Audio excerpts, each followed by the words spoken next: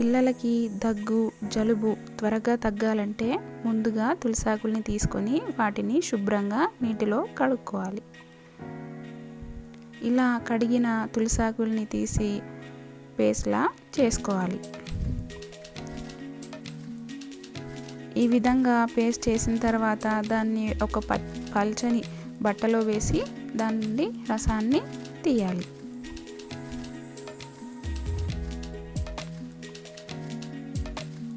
ఆ రసాన్ని ఆవు పాలల్లో కానీ లేదా మరియు చిన్న పిల్లలు అయితే తల్లి పాలల్లో కానీ వేసి బాగా కలిసేలాగా మిక్స్ చేయాలి.